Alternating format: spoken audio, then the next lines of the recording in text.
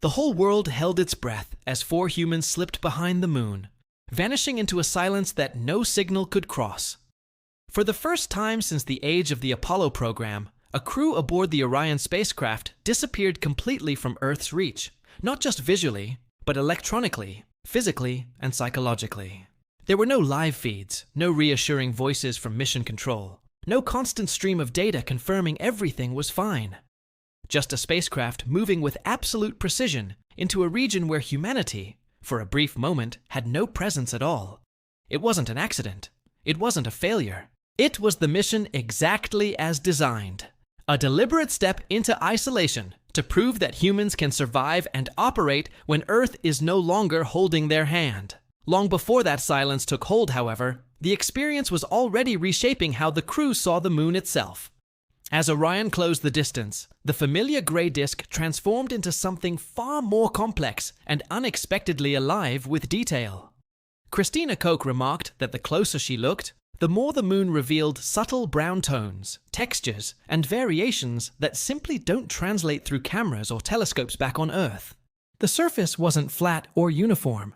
It was layered, nuanced, shaped by billions of years of impacts and geological processes. At the same time, Victor Glover described how physically difficult it was just to observe it. Inside Orion's dimly lit cabin, their eyes constantly struggled to adapt between the darkness of instrument panels and the intense, almost blinding brightness of sunlight reflecting off the lunar surface. Even with specialized optics, even with years of training, the act of looking became a challenge.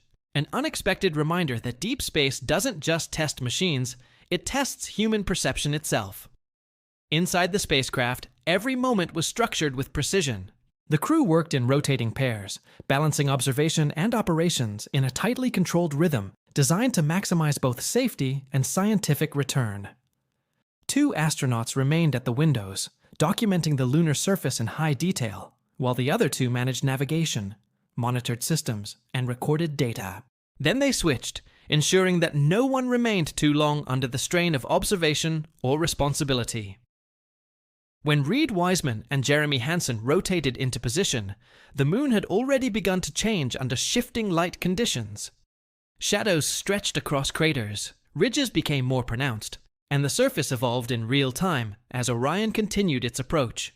This wasn't just a flyby. It was a dynamic encounter, one where timing, light, and perspective combined to reveal a world in motion, even though it had been geologically quiet for billions of years. Then came the transition that defined the mission. As Orion crossed the threshold into the far side, the moon itself became a wall between the crew and Earth. The landscape outside the windows shifted dramatically. The near side's smoother plains gave way to rugged highlands, dense with craters and scars from ancient impacts. This was the moon, as it truly is, untouched by the volcanic resurfacing that shaped the side we see from Earth. Sunlight struck at low angles, casting long, sharp shadows that exaggerated every feature, turning the terrain into a stark, almost surreal landscape of light and darkness. And then, without warning or ceremony, communication stopped. No countdown, no dramatic signal loss, just silence, exactly as planned. In that silence, something profound happened. For nearly an hour, the crew operated entirely on their own. Every decision, every adjustment, every observation relied on onboard systems and human judgment rather than real-time input from Earth. This was more than a technical milestone. It was a psychological one. Space exploration has always depended on a constant connection to mission control, a lifeline that extends from Earth to wherever astronauts travel. But beyond the moon, that lifeline weakens, delays, and sometimes disappears entirely. During this blackout, Artemis II proved that astronauts can function without it, that they can trust their training, their spacecraft, and each other in the absence of immediate guidance.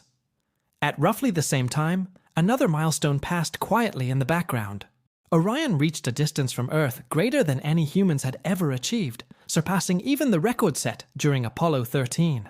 Onboard displays showed Earth not as a dominant presence, but as a distant sphere suspended in darkness. It was no longer a place you could imagine returning to easily.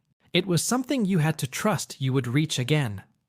That shift in perspective, from proximity to distance, is one of the defining experiences of deep space travel. It changes how astronauts think about risk, about isolation, and about the fragility of the world they left behind. When Orion finally emerged from behind the moon, the return of communication marked more than just a technical reconnection. It was the moment humanity re-established its link with the crew, confirming that everything had gone as planned. Earth reappeared over the lunar horizon, glowing blue and white against the blackness of space, a familiar sight that carried a renewed sense of meaning after the silence. But by then, the mission had already entered its next phase. The spacecraft was no longer heading deeper into lunar space. It was on its way home, following a carefully calculated, free return trajectory that used the moon's gravity to bend its path back toward Earth without the need for major propulsion. That single swing around the far side carried enormous significance. It validated navigation models that future missions will rely on, proving that spacecraft can use gravitational mechanics with extreme precision to travel vast distances and return safely. It also served as a rehearsal for more complex operations, including lunar orbit insertion, docking maneuvers, and eventual landings. At the same time, the mission gathered critical scientific data. Radiation sensors measured exposure levels beyond Earth's magnetic shield, providing insights into how long humans can safely operate in deep space. Imaging of the far side added new detail to our understanding of the moon's geological history, complementing decades of robotic observations with direct human documentation. Meanwhile, Orion itself was being tested continuously. Its life support systems managed air, water, and temperature under conditions far more demanding than those in low Earth orbit. Communication systems operated at extreme distances, verifying their ability to maintain contact across vast stretches of space. Every system, every component, every line of code was being evaluated in real time, not just to ensure the success of this mission, but to prepare for everything that comes next. Because the goal of the Artemis program is not simply to reach the moon, it is to build a sustained human presence there, and eventually extend that presence even farther. As Orion continues its journey back to Earth, the mission enters its final and most demanding phase. Re-entry is not a gentle return.